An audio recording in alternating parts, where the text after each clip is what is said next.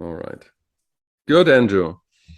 No serious podcasting from this point onwards, I think, because I've Yes. read Nassim Taleb. And You could be Nassim, anti podcast, like anti-fragile, anti-podcast. no, and Nassim Taleb says, mostly in regard of book writing, but also basically in regard of every artistic endeavor. And it's something I thought about like a lot in the last week. So the idea is that it's better to have the majority of the people that don't like you and the small influential part of the people that like you. So, this is better than the broad majority of people that like you, right? Yeah. And so he gives like a couple of examples, like Wittgenstein, for example. Mhm. Wittgenstein was had a bad character. He never published anything, but he had like one guy, like Bertrand Russell, who like said, okay, this Logico Tractatus Philosophicus, that's a philosophy for the Yeah. 21st century. And he uses that as an example that it's way better to have, you know, people, To the be fully majority, disagreeable, right? Yeah, because he was exactly, that you he have, he was yeah, he was entire he hated Oxford, he hated Cambridge, and he went and Wittgenstein went to be a school teacher in some obscure Italian town because they kept trying to get him into Oxford and Cambridge, and he kept saying no, as far as I remember, right? yeah, yeah. And he started hitting kids in that village, in the Italian village. I know that story. But the point here is it's being disagreeable is way more effective as a strategy than trying to be agreeable. Well, is it a strategy or is it a personality type? Because I think I don't know if you can fake it if you're not disagreeable. Now, well, it's a question of what do you want to do, right? And I think Yeah. it's a decision that you make. And so um, and so he says, and so in his mind, in Taleb's mind, this has like some interesting consequences because he says, if you want to, um, maybe I find the quote here, and the quote is always better than something that I make up in my mind because I made a photograph of this. So let me see, where is it? Um, he says something in the sense that, here is it. Growth in society may not come from sorry again. Growth in society may not come from raising the average, the Asian way, but from increasing the number of people in the tails. That is, the small amount of people who On the excel. edges. Yeah, sure. The Yeah, creative that edges. small, Sure. very small number of risk takers, crazy enough to have ideas of their own, those endowed with the very rare ability called imagination, the rarer quality called courage, and to make things happen. And so I Mm-hmm. think the argument, which is like, and he says that, it's like nobody says that because it's not en vogue, but maybe the whole education project is not what it seems and it's not so beneficiary, because what you need to lift up the society is a tall fraction of people who excel and make it better for everyone, Mm. accept everyone. And then because then you get then you get people like those woke people who are so bad at school that they need a religious ideology, Yeah. to make them heard, to make their Mm-hmm. voices heard, right? Yeah, makes sense to me. Yeah. Yeah. Yeah. I think that yeah, you have to be careful of I was thinking about this of both success, right? Right. And failure, right? You don't want to fail all the time, but on the other hand, you don't want to be successful because if you're successful, you lose your edge. Right.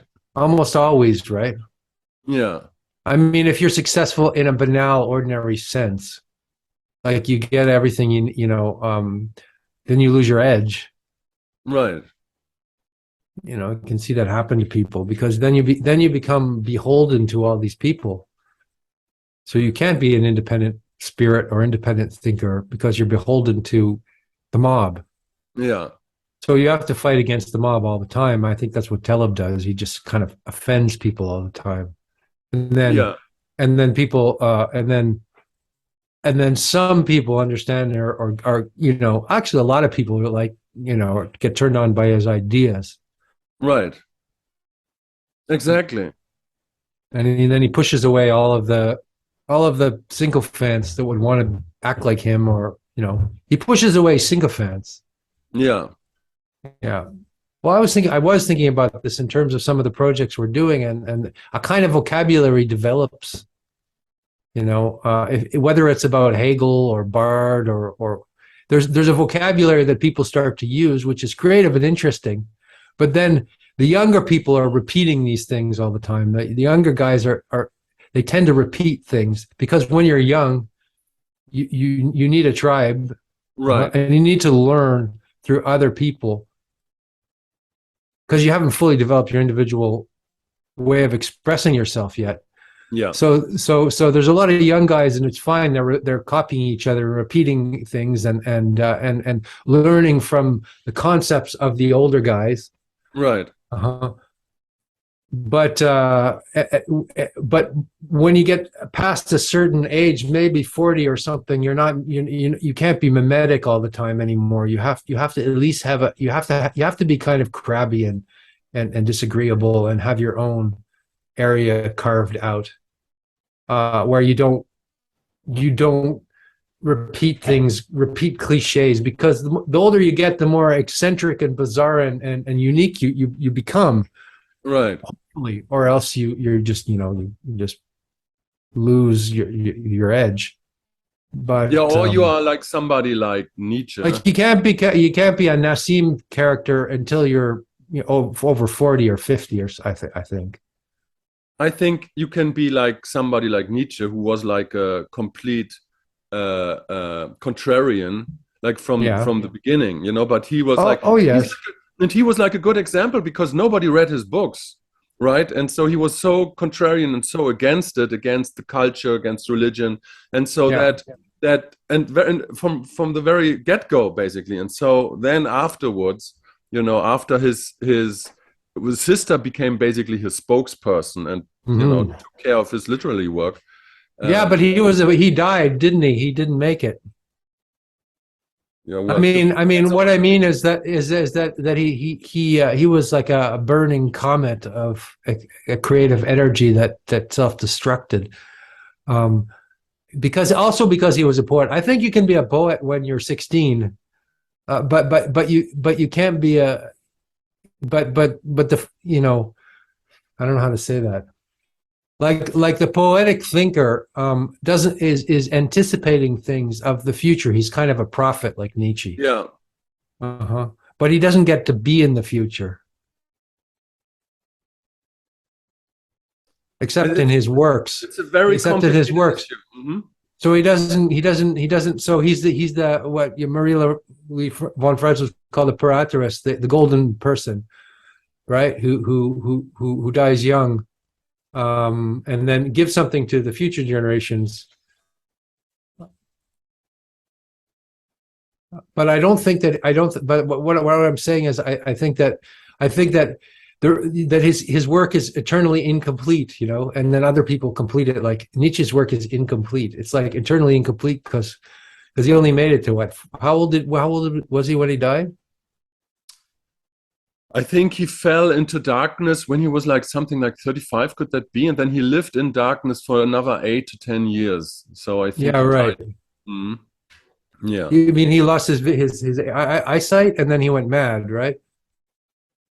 Yeah, I think, yeah, there are theories that he got like brain disease because of syphilis or something. Yeah, there's all these different theories, but in any case, his work is incomplete. You know, is what I'm saying. Kind of like he's the poetic prophet whose work is incomplete, and then other people have to complete his work later on. So let me, because I think we're onto something here, because I think you're partly right. And partly because obviously, you know, the work is incomplete and you need those people. But on the other side, there are figures like Bowie, David Bowie, right? Mm-hmm, And so mm-hmm. if you, I just, you know, a couple of days ago, I watched that fantastic movie, Moonage Daydream. And if you have a cinema, you should absolutely watch it. You haven't Oh, I seen heard it was something good. like that. Yeah, And yeah. so he was like, so to begin with, he was very disagreeable because he came up in this British setup, and then he was like kind of this Ziggy Stardust with all the colors and the hair and, you know, bisexual ideology. And he was not very agreeable, but he was very sexual. He was like, and the problem that he had was when he became really famous and mainstream in the 80s. And Yeah. the more famous he got, the more depressed he became, because it was like stagnant to his process of creativity, right? Yeah. And so afterwards in the 90s, he kind of worked with, you know, Kraftwerk and, you know, all these, I don't, was it Kraftwerk? I don't know. But more these like this metal, grungy kind of styles. But the idea is that he was like, from the beginning, he was not very agreeable. He was like very much his own creative spirit and very much trying to Yeah. convince other people to conform to him instead of conforming to the masses. And so Oh, that's, yeah. yeah, you know, and He so, was always ahead of the yeah, game, or the curve, you know. yeah, And but the thing about him is, in a way, he kind of, when he became that popular in the 80s, I remember Let's Dance, right, it felt like the end of him somehow. Like that was his ending there, right, yeah, yeah, 1984. Boy was finished. And then, of course, then the second part of his career was kind of, you know, private projects that he did to kind of for fun. And but he stopped being the voice of an archetype after 1984, and became, you know, and then in his, I mean, he might have done good works in his later, he might have made good albums in his later, but they didn't have that power and magnetism that it had before. And then perhaps maybe his last album was powerful because it was about death, right? yeah. That was amazing, Black Star. No, that's an That was amazing. probably a powerful album, but the rest of them, you know, after that, that's not what we think of when we think of his powerful works. Even if maybe some of the works were better, but he had lost the archetype then, because he'd Yeah, become too famous, because he'd saturated. So he didn't die physically, but David Bowie, who had that kind of charisma, died probably in 1983. You know what I mean? who, yeah, it's still a very complex topic. I wouldn't generalize it like this, because he was like so, you know, he was like doing paintings, and he was like all over the place in every art form, basically Oh doing movies. yeah. And so I wouldn't say that he died creatively, but No, he yeah, didn't die creatively, but his glamour was gone. Like the glamour of David Bowie didn't have the same power as it did after he became after he became greatly famous. yeah, but that's more like I think like a sociological phenomenon, you know, when he was like so young and like transforming the music like on his own terms, and you know the way you could be, and you know that was something so influential in the 70s and end of the 70s, that Yeah. I give you that. That's certainly correct, but yeah, I don't know. Like I don't I know what. saw him in the 90s, and he was doing greatest hit songs, and I was in the front row, and it was cool and everything, Oh yeah, you saw him? it Where did wasn't you? David Bowie. I saw him twice. I saw him with the Glass Spider tour. It was over Oh the top, really? not very good. And then he did a kind of a greatest hits thing called Sound and Vision. I saw him a couple of times in the 90s, and it was good, but it wasn't. It wasn't part of the same. It wasn't the movement of the it wasn't the archetype. It was like watching a museum show or something, right? I remember Right. Johnny Rotten saying, it's very funny. He said, "Yeah, the Sex Pistols got back together and they played a few shows, and he's like, this is like a civil war reenactment." Oh wow. He Okay. said he said, this is not the real thing. This is just a reenactment. Right. And that's what Interesting. rock stars do after a certain time, because you can't just keep playing the songs over and over again, Yeah. and it's not creative anymore. You're just stuck in repetition. I Right. mean, there's different groups that I like the Grateful Dead, who they always they played their songs a different way each time, and they were long and complex and arrangements, and so you could get into it because it was different every time. But you're not going to play the same song over and over and over again and be doing anything creative, you know. I don't think that we're like talk. I don't think that we're talking about two different things, because I think, the creative impulse that Nietzsche had when he was young, right, Hmm. where he was like changing the paradigm in his domain, right? That's like the same creative energy that Bowie had when he was young, Yeah. or that Crowley, for that matter, had, what, spirituality in the 20th century in London and Great Britain. And so Hmm. you always find these young people who are like kind of disagreeable because, don't want to cave in and be agreeable to the masses. They do what they want, and Yeah. they do it, and so that is the argument of basically of Taleb. Also, these little groups, we're always talking about this Paris in the 20s, the Wiener Association of Psychologists, and also in the 20s, with Jung and Freud and Adler, and all these tiny groups, these these little amounts of people that change everything. And so Hmm. I think if you can't really cater to the masses, you can't be that agreeable. And I think, if we I think we should, be way more disagreeable with what we're doing, like generally, you know it's Hmm. like, Yeah. you know what I'm saying? It's like, um because But then that's why I was pushing back a little bit because of characterology. Like you have to be that kind of person, right? You can practice being that kind of person, maybe, but I wonder. You just have to be fully yourself, whatever you happen to be. If you happen to be disagreeable, then that works. But if you're more of if you're more agreeable, then that works, right? Yes, maybe you would push the envelope to be. I mean, I'm if I take the big five test, I'm pretty damn disagreeable. But see, I'm also neurotic. So then I get upset when I'm disagreeable, right? That's the problem with me is that I'm disagreeable. I want to disagree all the time, but then I get upset about it. So I'm not good at being in the realm of disagreeable all the time. I need to yeah, I go but out and that's I go something out and get else. into a fight with somebody, and then I have to go back and recover for a while. And whereas our good friend Alexander Bard is very good at being disagreeable in a public realm. I don't think I could survive that. No, but I think it's like, I think Alex Ebert, send out a Substack, allow yourself, be what did he say, like permit yourself to do those things. And I think it's very important, to distinguish between being naturally disagreeable and having some sort of in blockage against it, some Widerstand, or whatever it's called in English. Mm-hmm, And so it's mm-hmm. like to allow yourself to be disagreeable, and don't give a shit. Because again, it's like, I always like to talk about, the guys, the Brooklyn socialists, the Cometown guys. They're so disagreeable. They have like this.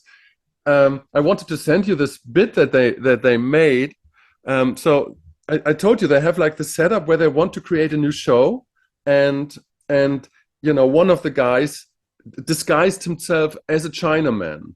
Like very offensive, like to begin with, like with the wig and with the teeth and with the big glasses, and that alone was like so disagreeable in regard of wokeness and In the identity. present, in the And present then they culture, yeah, and then they brought in another guy who was actually Chinese, yeah. and interviewed him for the job. And then he said, "Oh, that's what we're doing." And they showed him the video of the Chinese, impersonation, which was hilarious. And so that's all in itself. It's so hilarious because it's so disagreeable. It's so off the cuff and funny in a way, to not cater to identity politics and the way Oh yeah, things yeah, should be done. yeah. I think that's the secret sauce. I'm telling you, man.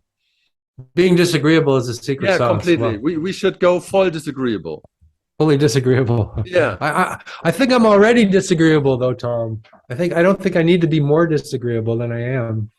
Oh no, there's always a wiggle room to be more disagreeable. Hmm. Don't you think? Perhaps. Okay, you Uh, could. Okay, okay. No, you're wrong. Absolutely not. Fantastic. Okay. Bard's the funniest disagreeable guy because you get halfway through a sentence and you haven't even explained yourself, and then he goes, "No, no, no, no," and he says something completely the opposite.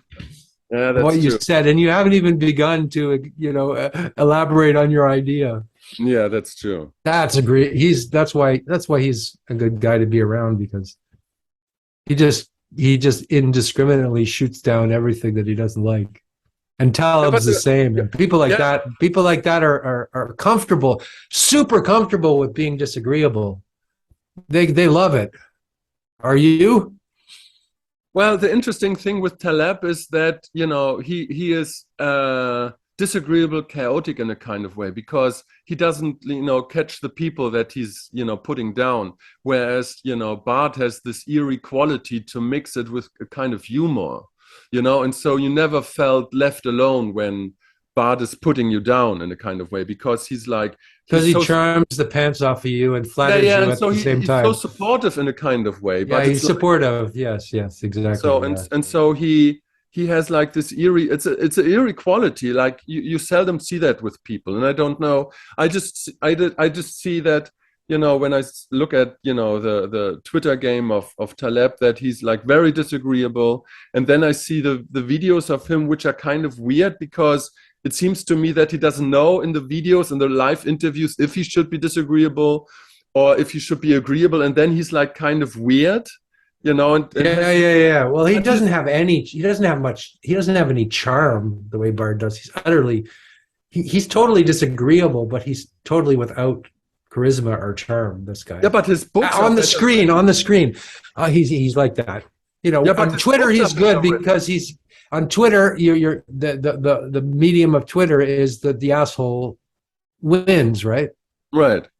Because so he wins at Twitter. I mean, he's not good at YouTube because YouTube is different. YouTube, the medium is different. This is McLuhan-esque, right? The medium, Twitter is a hot medium for hot-tempered, angry Yeah. contrarians, right? Like Jordan Peterson and Talib Nassim. Whereas YouTube is a bit different. It's long form and it's Yeah, Bart is winning there. But the point is, the books of Taleb are also so funny and so complete, so round personality wise. It's like in the yeah book, he has the ability to fuse humor and intellect and all this to this fascinating and depth, to this fascinating mishmash.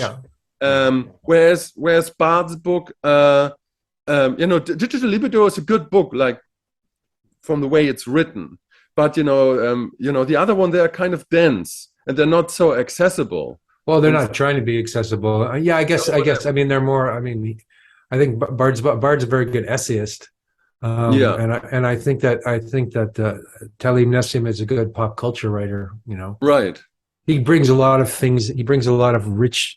He has a rich kind of tapestry of stuff. But what I was meaning to say, what I was meant to say, is that the humor that Bard has in the personal dialogue, and in the personal interaction, where while he is disagreeable, that's the quality that Nassim Taleb has in the books, but Oh, I not, see. Yeah, but but not not in on but the, not on YouTube. Yeah, yeah, and yeah. not in the personal thing. I don't know Interesting. about his personal thing, but you know what I mean, Yeah, yeah, yeah, yeah, yeah, yeah. Well, Bard's very good at Twitter too. Yeah, Twitter's the medium for angry, disagreeable contrarians. Uh-huh. right. I liked And what Louis C.K. said. apparently, what's Jonathan hates the opposite of that, right? He's like smooth, right? He's clear thinking. He's that's another type, right? That's good type Right, as well. He does right. better on Facebook, so because he elaborates things. He Jonathan expresses Haidt is himself on very Facebook. well, and he has this fluid elaboration and you know. Jonathan Haidt is on Facebook? Well, I just remember I've never followed him on Facebook, but I heard in some interview that somebody saying that he does very well on Facebook, like he has because he writes long things you know whereas other Right. people do very well on Twitter. Yeah. But I think people who do well on Facebook are sort of more agreeable, not agreeable, not less aggressive, you could say. It's a less Right. aggressive form of expression. It's more able to have to disarm the opponent rather than attacking him. Right. You Yeah, well, know, the interesting because thing you're is, saying I should be more disagreeable, and I suffer because I'm disagreeable. I offend people, and I don't like that, and you know, I do you? I want to work on being more agreeable, Tom. I want to work on being more, you know, a kinder, nicer person. And you're telling me I have to be disagreeable. Oh my God. I mean, maybe you get more nicer when you go down more, you know, into the abyss and find the depth of your disagreeableness. Then you can be truly nice. Oh, See what I maybe. did Yeah. there? See what I did there? You flipped it around. Yeah. Yeah. Only when you know the beast, then you can be the beauty, you know? Oh yeah, for sure. Yeah. Right, right. Yeah, yeah. There you go, man. But I've been working on my beast, Tom. Don't worry about that. I'm working on it. What about your beast? I want to hear about your beast. My beast. What's your beast, man? I told you about my beast You've before gotten the. me to talking about myself and confessing my own. What about you? What's I your told you beast? about my beast before the recording. That's true. Yes. Yeah, and that's probably private, isn't it? I don't know. I don't know. I don't know if it's private. Uh, Hmm. but Yeah. what can I There's the say? beast. If you have the beast, then you get the Scarlet Woman, right? This is Yeah. uh, this is the beast and the Scarlet Woman. That's the archetype of Crowley. Now what? He was always looking for the Scarlet Woman Yeah. to do his sex magic with. Yeah. And I guess the Scarlet Woman is the match for the beast. Exactly. So how do you understand the Scarlet Woman? That's an interesting concept. It's It's a a it's very a interesting concept. it's a specific Crowleyan thematic. Yeah, well, I mean, his all of his ex-wives kind of drank themselves to death, so they're always intense types of women who are extremely dangerous and neurotic, but they're Right. also very sexual so there's the whole dynamic between Beauty and the Beast, right? Taming the beast. Right. And one minute they're the beast, and one minute the man is the beast, and yeah. Another way to look at it, I thought of it as there's women who are very aerial, right? They're very kind of Yeah. they're very aerial, and there's other women who are very earthly. So it's like earth women and air women. Yeah. Same with men. I'm, you know, but these But are no, again, describe the the Scarlet women is yeah. these are the earth women. They're dense, powerful earth women. I Yeah. wouldn't I don't necessarily agree that they're particularly earthy, like in terms of elements, because they're so because I Fire think too, I guess. Yeah. yeah, because I think they what if you want to you know stretch this kind of metaphor, then these are kind of women that fully embody all elements in a kind of way. I see. Yeah, yeah. They're dakinis in the Eastern tradition. Well, I think scarlet is blood, right? Scarlet is the blood, so I think of the earth as being kind of blood. I think of blood. Right. I think of the menstrual, and I think of just this kind of powerful type. But they're also warriors in a way that men can't be warriors. And there's Hmm. an interesting thing in there because, you know, because like if you have, because like, let's take the Petersonian idea that women represent chaos, right? Hmm. And so for my understanding, the Scarlet Woman has, you know, a special ability to confront chaos and to Yes, elicit chaos in a way that a man can't do it. I learned something very interesting the other day, and that the word Eve Yeah, it means beneficial adversary.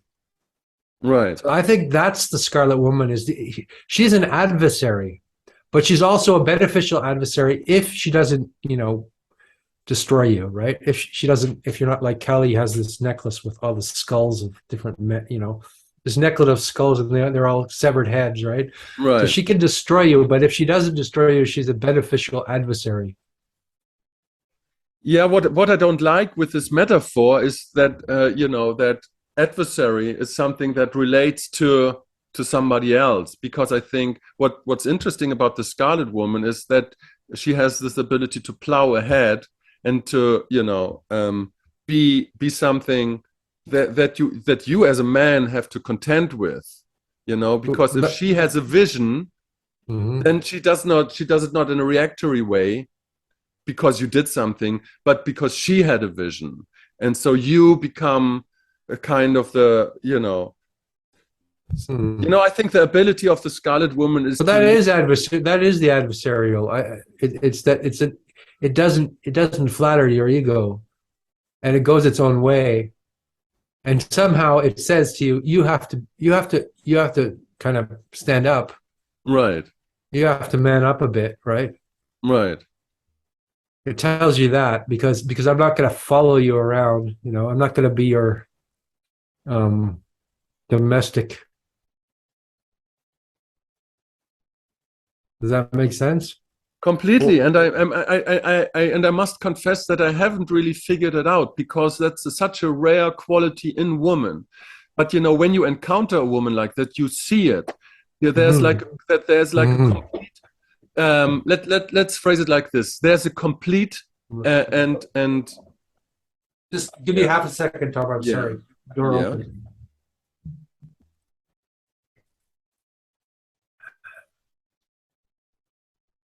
Excuse me. Go ahead. No, there's like the feeling or the perception that I have that somewhere inside of them there is a complete monster. It's not Mhm. corrupted. It's fully fledged and able to um, wrestle with the world in itself. Mhm. And I don't mean this. I mean this more in the beast kind of sense that Crowley uses, not monster and kind of, oh, she's terrible. More in this kind of ability to have like the beast inside of her, to contend with the world on her own terms. and Yeah. and that's and so you have all this kind of spiritual, intellectual, emotional dimension that you see are kind of fully there. It's like a complete archetype. It's very hard to describe, but it's like these women are incredibly rare. And I think like and Crowley designed or uncovered or unearthed these kind of archetype in reaction to this Victorian age he was living in, Yeah. where Yeah. there. Yeah. Yeah. Well, I think it's the Dakini also. It's like, in the Dakini imagery, sometimes the Dakini is, very, very, very beast-like. Yeah. She can come in the guise of a naked woman, and then she can rip her eyeball out and hand it to you. And Yeah, exactly. it's not this nice whitewashed version of femininity that we get mostly in Christianity, right? Yeah. We get the Mother Mary, and we don't get that fierce feminine. We because it makes sense, because this is what people try to repress the most, because it is the most dangerous Right. thing, right? Because it makes sense that the society would, as the society develops and becomes kind of civilized, that it would try to repress that. Right. I remember going to the Museum Ghibli in Paris, and seeing the images of, let's say, tantric images, and they're very fierce and wrathful. And there's Yeah. dakinis, and there's dakas, which is the male version, and they're red and muscular, and they have bloodshot eyes and skulls and knives. Fantastic, fun images.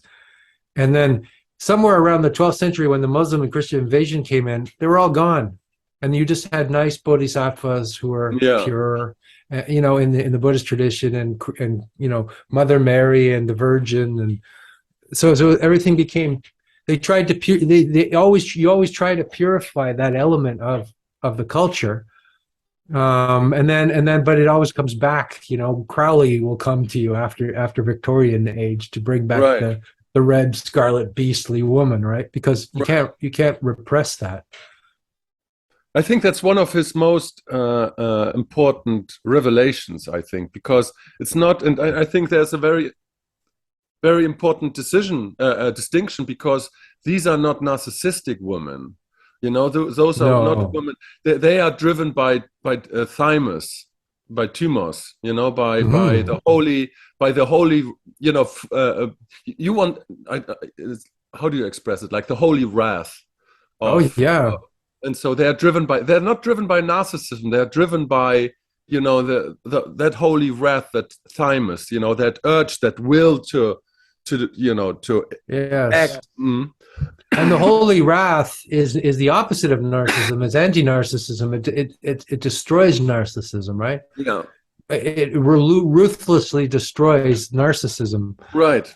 Like if and this is why in India, people would go into the temple of Kali, right, and go into ecstasies and bow down before her, this image of this black woman with skulls around her neck, and then and then they would go out and they go back to their wives and then have normal lives because they had you have to offer something to her, right? Right. On some level, or else she'll just destroy you because she's in the unconscious. Right. Um, I think it's like I don't know. It's such a weird archetype, and I think I wonder if the first topic we were talking about, the creative uh, impetus of people like Nietzsche or Bowie, and the Scarlet Woman, because coincidentally, David Bowie was way deep into magic and Aleister Crowley and stuff like yeah, that. yeah. And so I was wondering if those figures were kind of embodying an anima, a Jungian anima, which kind of was similar to the Scarlet Woman, because it's like this quality to engage with the world, to have this kind of holy wrath, to be non-agreeable and just do, not because of narcissism, but because you have a vision. And it's like the positive bitch archetype or something. That these kind of men were like inhabiting this female anima, this archetype, every man. And so I was wondering if there's like a connection there, because that's why all the rock stars in the 70s, they were in a way, they're very masculine. Yeah. Like Jimmy Page and people like that, or who was also a Crowley out, and Morrison. They were fully masculine, but they dressed in women's clothes. Right. And what is that saying? It's saying I've tamed the feminine. I've tamed the beast. Right.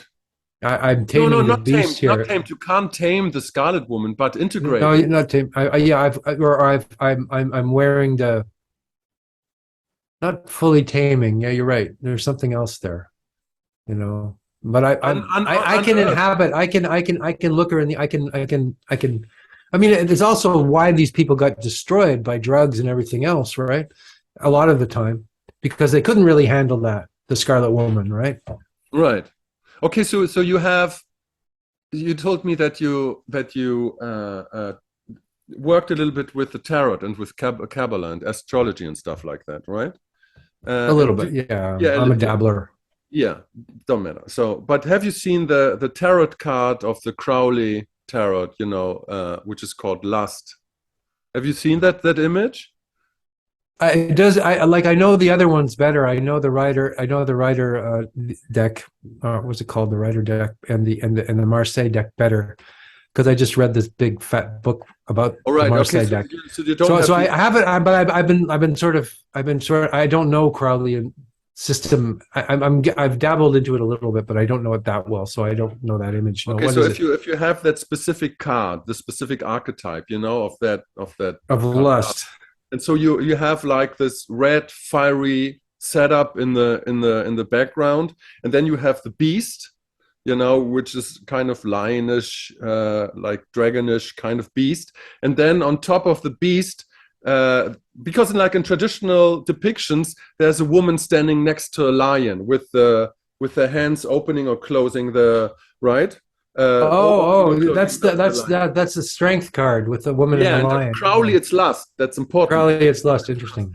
And so, but on this depiction, the woman does not stand next to the lion, but it rides in ecstatic fashion. It rides the beast, right? And so it's a glorious woman. It's actually the Scarlet Woman, right? And so there's in this image, there's this depiction of the fusion because of the beast and that ethereal feminine quality to charge with the beast into the unknown, right? And so when you're talking about these rock stars, it's like I always have like this image in mind, because it's not only strangeness, it's also lust, you know, the lust to engage with the world, the Yeah. erotic, and the philosophical lust and drive, let's say. Yes. Yes. Yeah. Yeah. Makes sense.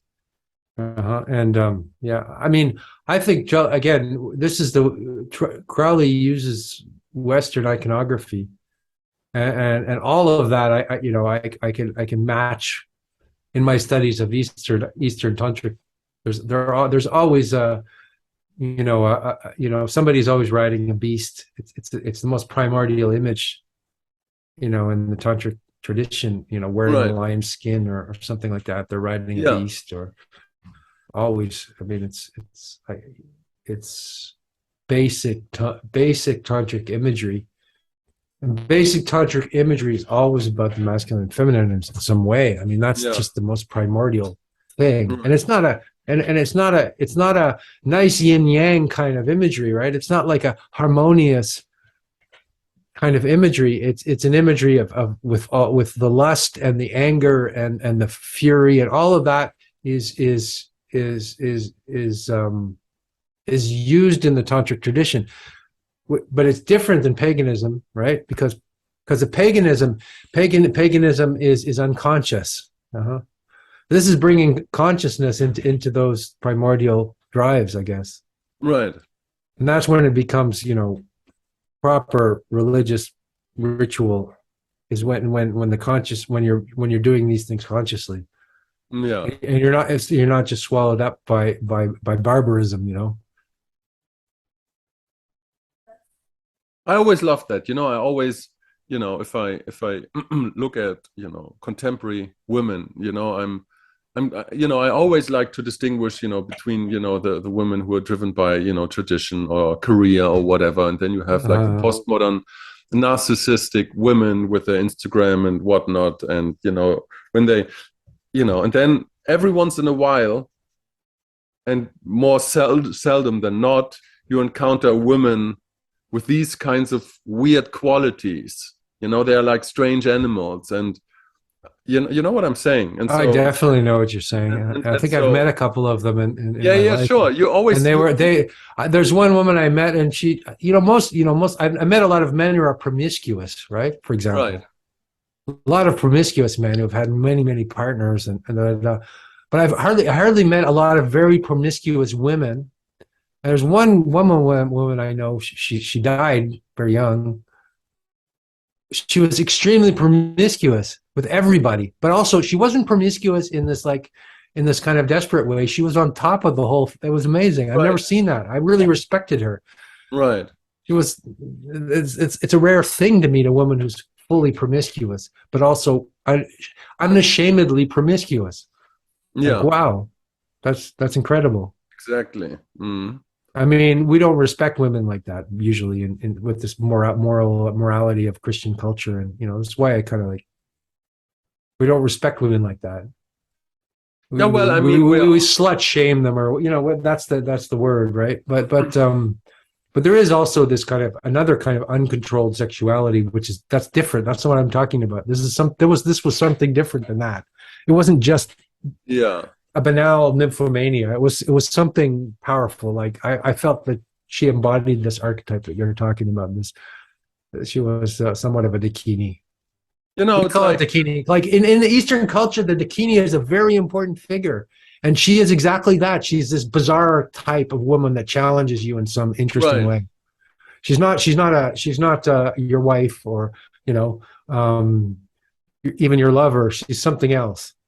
right. We don't really have that in the West, so it comes up unconsciously in the culture. Right.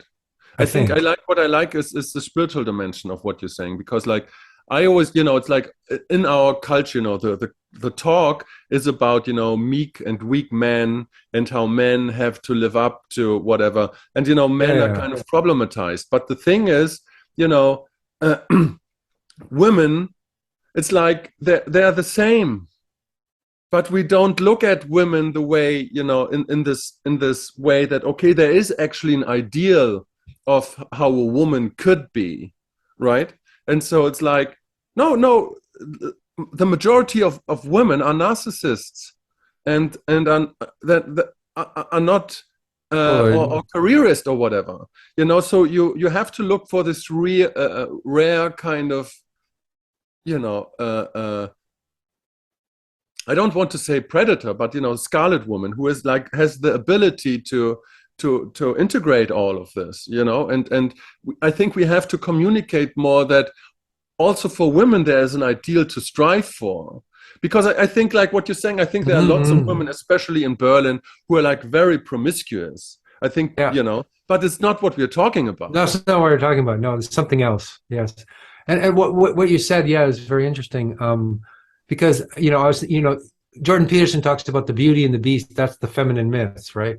But Right. that's kind of cleaned up, Christianized feminine myth. Yeah.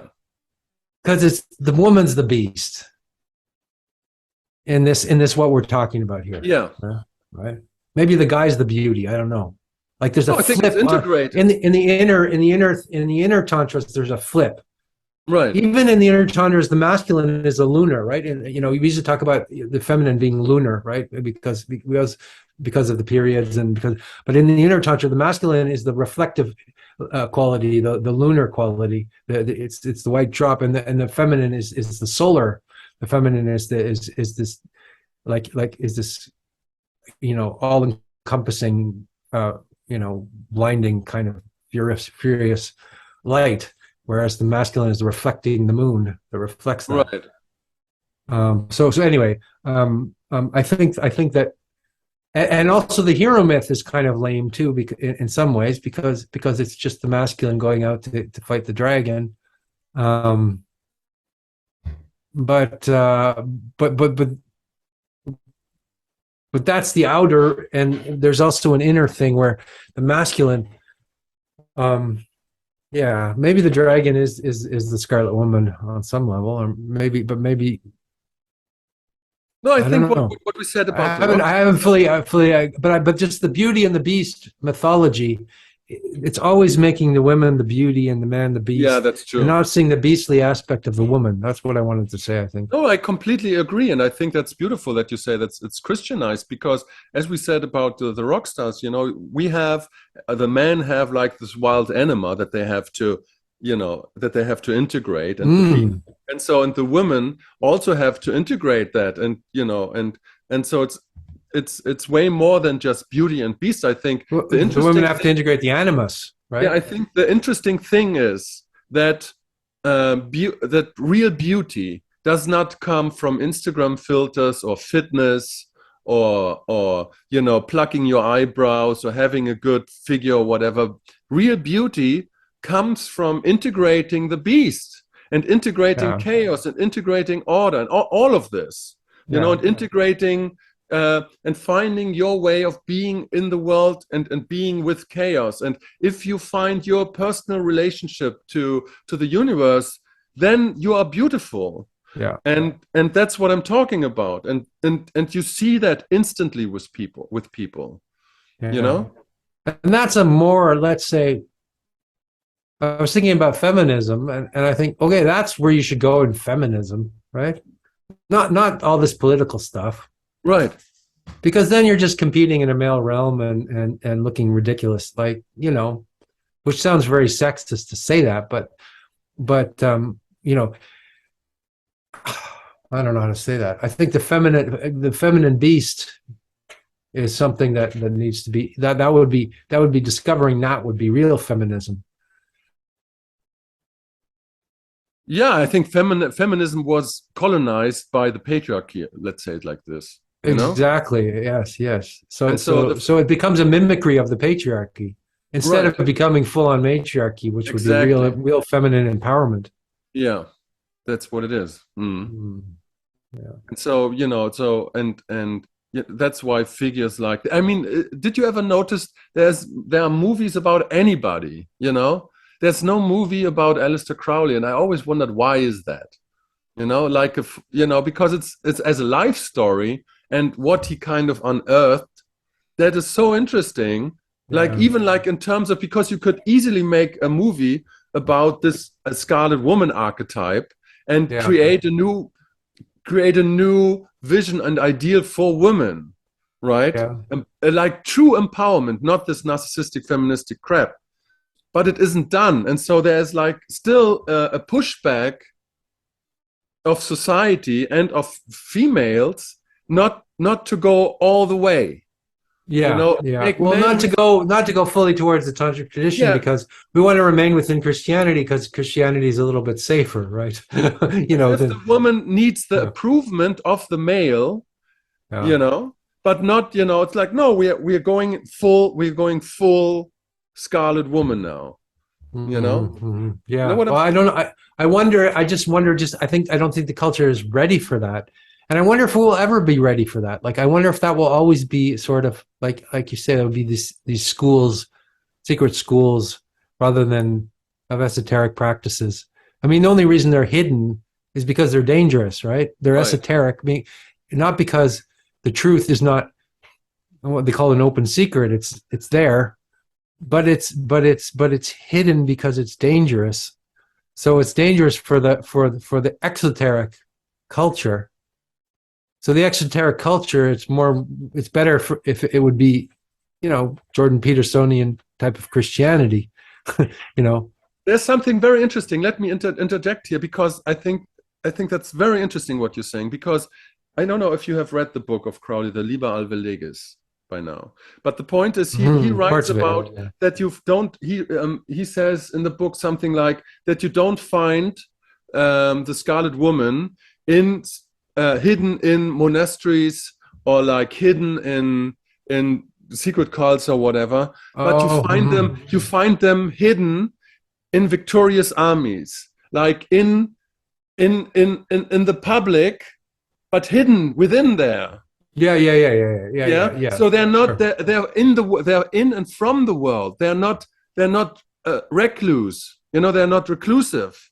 They're not hidden away in some spiritual community. They're fully fledged, the Scarlet Woman in the world, but hidden. Oh, You yeah, know, yeah, hidden in yeah. hidden in the obvious. Well, I would say they could be either. I mean, they could be they could be I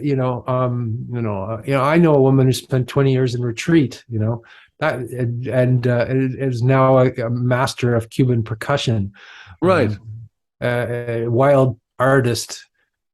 So she was very reclusive, but there could also be somebody right in the middle of Paris.